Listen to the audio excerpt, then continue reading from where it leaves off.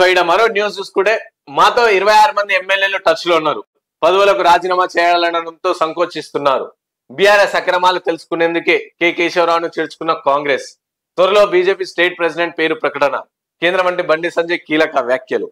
So ఇట్లా అన్నమాట. So Bandi Sanjay కూడా వాళ్ళు 26 మంది ఎమ్మెల్యేలు టచ్ లో ఉన్నారు మాతో అని చెప్పేసి చాలా ఘంటాపదంగా చెప్తున్నారు.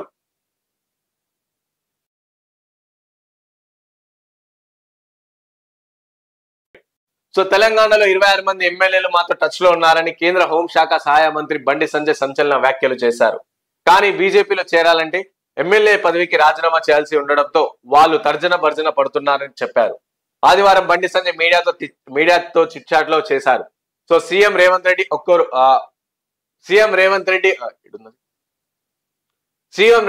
ఒక్కరు అడగడం వల్ల స్మార్ట్ సిటీల గడువు పెంచలేదని, ఇతర రాష్ట్రాల ముఖ్యమంత్రులు సైతం గడువు పెంచాలని కోరారని వెల్లడించారు. సో వేములవాడ, కొండగట్టు, ఇల్లందుకుంట ఆలయాల అభివృద్ధులను చేస్తామని చెప్పేసి ఈ సందర్భంగా ఆయన హామీనిచ్చారు. తెలంగాణ బీజేపీ అధ్యక్ష పదవి కోసం ఇంకా అభిప్రాయ సేకరణ జరగలేదని, త్వరలో ఆ పార్టీ ప్రెసిడెంట్ ని అధిష్టానం ప్రకటిస్తుందని చెప్పేసి చెప్పారు.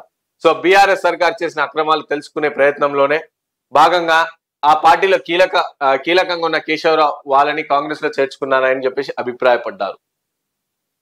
సో ఈ విధంగా అన్నమాట. సో బండి సంజయ్ గారు కూడా నిన్న మాట్లాడారు. సో వాళ్ళు ఇటు రేవంత్ రెడ్డి అడిగిందని చెప్పి స్మార్ట్ సిటీని ఇయ్యలేమని చెప్పేసి చెప్పిన పరిస్థితి. అలాగే 26 మంది ఎమ్మెల్యేలు కూడా బీజేపీతో టచ్ లో త్వరలో వాళ్ళు కూడా జాయిన్ అవుతారని చెప్పేసి చెప్పారు. అండ్ అలాగే నిన్న అమ్మవారి దర్శించుకున్నట్టు కూడా తెలుస్తుంది. అమ్మవారి ఆశీస్సులు ఉండాలి, ఆషాఢ మాసం అంటేనే అమ్మవారి బోనాలు అంటూ కేంద్ర హోంశాఖ సహాయ మంత్రి బండి సంజయ్ ట్వీట్ చేశారు.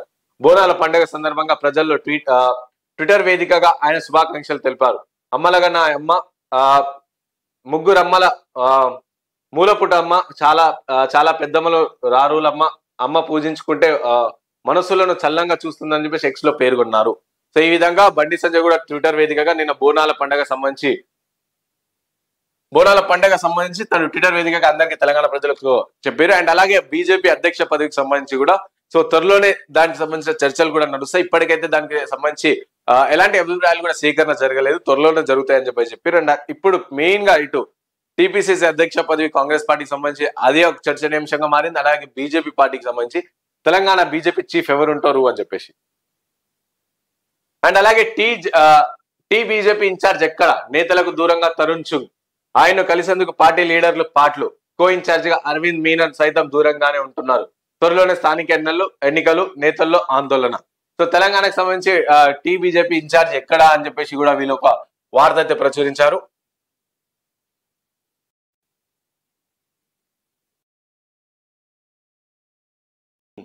సో సత్తా చాటిన కమలం పార్టీ ఇక తన తర్వాతి టార్గెట్ గా స్థానిక సంస్థలను పెట్టుకుంది.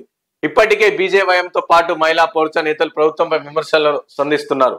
అయితే హైకమాండ్ దేశంలోని అన్ని రాష్ట్రాల ఇన్ఛార్జ్లను కో ఇన్ఛార్జ్ నియమించింది, కానీ తెలంగాణకు మాత్రం ప్రకటించలేదు, పెండింగ్ లోనే పెట్టింది. ఈ అంశంపై ఇప్పుడు పార్టీలో చర్చనీయాంశంగా మారింది. తెలంగాణ బీజేపీ రాష్ట్ర వ్యవహారాల ఇన్ఛార్జ్ తరుణ్ చుంగ్, కో ఇన్ఛార్జ్ గా ఉన్న అరవింద్ మీనన్ ఉన్నారు. కానీ వారు ఈ మధ్య పెద్దగా ఎలాంటి యాక్టివిటీస్ లోనూ పాల్గొనడం లేదు. అసెంబ్లీ ఎన్నికల సమయంలో పార్టీ కో ఇన్ఛార్జ్ గా అరవింద్ మీనన్ ఒకంత కష్టపడిన తరుణ్ చుంగ్ మాత్రం పెద్దగా ఎలాంటి కార్యక్రమాల్లో ఇన్వాల్వ్ కాలేదు. అడపదడప సమావేశాలు మినహా తెలంగాణకు వచ్చిన దాఖలాలు కూడా లేవు. సో పార్లమెంట్ ఎన్నికల సమయంలోనూ ఆయన తెలంగాణ పర్యటించింది లేదు. కాగా అసెంబ్లీ ఎన్నికల సమయంలో పార్టీ ఎన్నికల ఇన్ఛార్జ్ గా కేంద్ర మాజీ మంత్రి ప్రకాష్ జవదేకర్ ను నియమించింది. దీంతో ఆయన మొత్తం చూసుకున్నారు. కానీ ఏమైనా సమస్య వస్తే చెప్పుకోదగ్గమన్న తెలంగాణ ఇన్ఛార్జ్ లేక శ్రేణులు ఇబ్బంది పడుతున్నట్టు తెలుస్తుంది.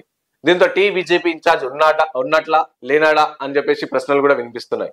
సో తెలంగాణ బీజేపీ రాష్ట్ర అధ్యక్షుడి నియామకంపై కూడా ఇప్పటికీ ఎలాంటి ముందడుగు పడలేదు. కొద్ది రోజులుగా స్టేట్ ప్రెసిడెంట్ మార్పు ఖాయమని చెప్పేసి ప్రచారం జరిగినా ఎలాంటి నిర్ణయం తీసుకోలేదు. ఇదిలా ఉంటే హైకమాండ్ తీసుకున్న తాజా నిర్ణయంతో చర్చనీయాంశంగా మారింది. సో రాష్ట్రానికి ఇన్ఛార్జ్లు, కో ఇన్ఛార్జ్లు ప్రకటించి తెలంగాణ నియమించుకుపోవడంతో శ్రేణుల్లో స్తబ్దత నెలకొంది. ఇన్ఛార్జ్లు ఉన్నా ఆయన నామమాత్రాన్ని ఉన్నారని చెప్పి విమర్శలు కూడా వస్తున్నాయి.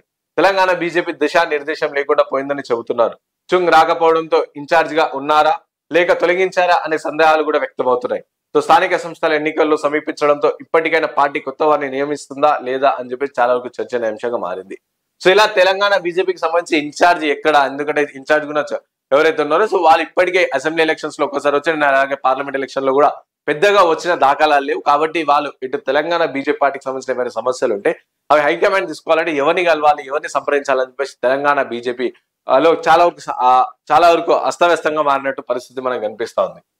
అండ్ అలాగే తెలంగాణ బీజేపీ చీఫ్ పదవి కూడా ఇప్పటికీ దానిపైన కూడా ఎలాంటి ముందడుగు కూడా పడలేదు. సో వీళ్ళు ఆశావాళ్ళందరూ రెడీగా ఉన్నప్పటికీ సో ఇంకా దాని గురించి ఎలాంటి స్పష్టత కూడా వస్తలేదు. సో మరికొద్ది రోజులు వెయిట్ చేయాల్సి వస్తుంది.